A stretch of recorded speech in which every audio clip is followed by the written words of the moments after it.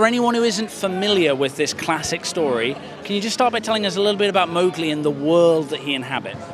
Yeah, so he's exactly like me, very stubborn, adventurous, and very energetic. And he's also like, when he thinks of something, he'll get it. He'll want to get it no matter what. He'll try getting it like as much as he can. Like, he wants to live in the jungle, so he tries as much as he can to.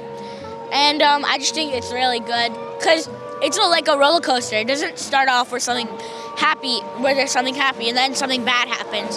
It's where there's already a problem and then there's a solution, and then it keeps going like back and forth. Obviously what we see on screen is spectacular, but can you talk about your experiences making the film and what it was actually like on set? Yeah, it was just a blue screen. There was no real jungle there, so I was just interacting with whatever they gave me, like puppets and stuff. That was a lot of fun because like it actually made it a lot easier. And like if I'm not just looking at a tennis ball or something, I'm looking at a puppet, and it looks so like it helped me interact, and it also looks so like real, but it's really not. And did you have to also provide voices like the other actors did? Did you get to act with them at all? Yeah, I got to record some of them, which was a lot of fun because I got to see them turn into character. You know, you put it together in tiny steps, and everybody does their role, and the actors do their performance, and I work on it in the editing room, and it's almost like when you bake a big cake or something, when you mix all the ingredients and you don't, you read the recipe properly, but it doesn't look like anything in the oven, and you get nervous, and then finally you check on it, and all of a sudden the dough rises, and you have a beautiful golden crust, and it smells delicious, and then you put it out on the table, and everybody digs into it.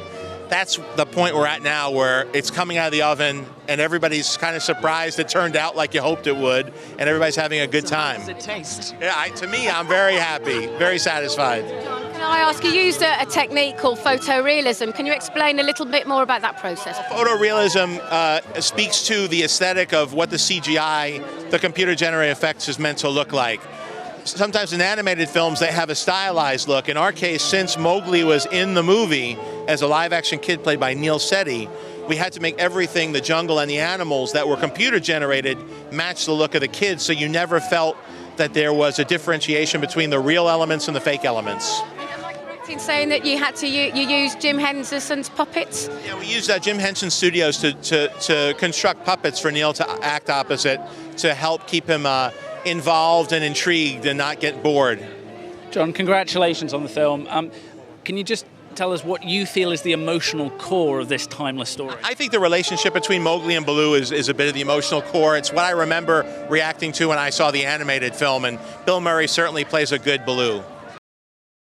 Hopefully they've never experienced the story in this way, where we've been able to bring the jungle and these characters to life through this technology in a way that I've never seen, and hopefully they feel like they've never seen it. And in terms of that technology, can you talk about the specific challenges and what you're most proud of looking at the finished product? Well, the challenges in this case is that you had to know exactly what you're doing before you ever shot a frame of film. Before you knew where the kid was going to be, you had to have already created a jungle environment. You had to know exactly the size and scale of your character, where they were going to be at any point in time. So you had to make the movie in many different fashions before you ever shot the movie. And I've never had to work that way, and it was an education for all of us. Of course, these are such beloved and familiar characters, but can you walk us through the voice cast, particularly bringing them to life? Yeah, so Bill Murray was a quintessential get for Baloo. He lives his life already. I think he comes off the shelf ready-made to play this character. Sir Ben Kinglsey was the first choice to play Bagheera. He has a stern regality, and but also there is a warmth underneath it that we really loved.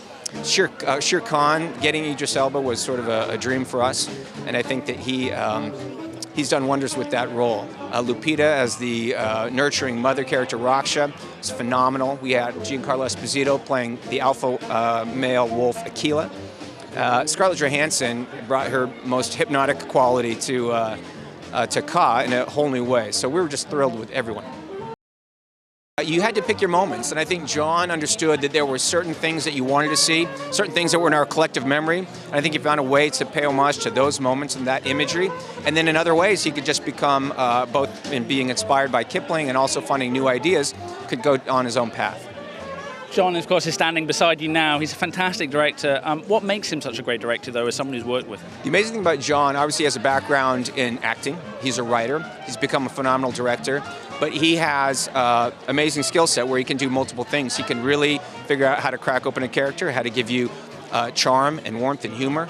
He figures out how to give you wonderful action sequences. He knows how to give you emotion. It's hard to find all those things just in one guy, and Jon does it. Talking about one guy, at the heart of this story is young Mowgli. How difficult was it to cast that part, and what do you think the character of Mowgli represents for an audience? Well, first of all, it was a huge task to find this kid who had, again, this embodiment, this young guy. We knew we had to cast someone between 10 and 11, and when we found Neel, immediately we found the soulfulness and all those traits that we just needed to embody that guy. And so we were very fortunate to find him. But he had a huge task, and I think for us, Mowgli represents this, I think this indomitable spirit. This kid, he overcomes so much in this story, and he actually teaches, even as young as he is, he teaches so much to these much more mature characters all around him. And so, and that has a lot to say about finding your own way, choosing your own identity, figuring out what you're going to be for yourself. And we thought that was a message worth sharing in this film. There's been speculation that we might see the story continue on the big screen. Can you comment on that at all? Well, I think the nature of this story, and even with Kipling, was that there were many stories to tell in the jungle. And so we always felt like if we succeeded, it would be fun to tell more stories, but we never want to get ahead of ourselves. This film has to connect with its audience, and if it does, it's a really worthwhile conversation, I think, to figure out what other stories are worth telling.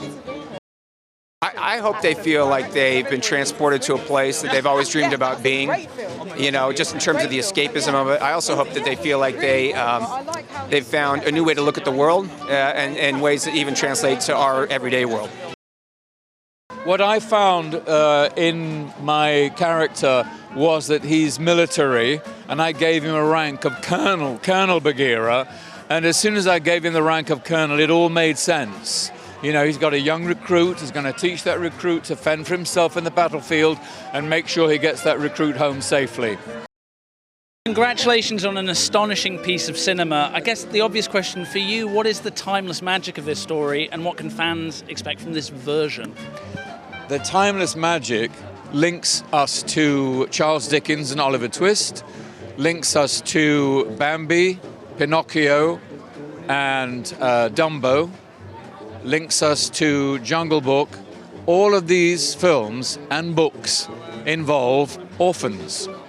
The beautiful story is that an orphan survives against all the odds. That's what's so uplifting and glorious about this story.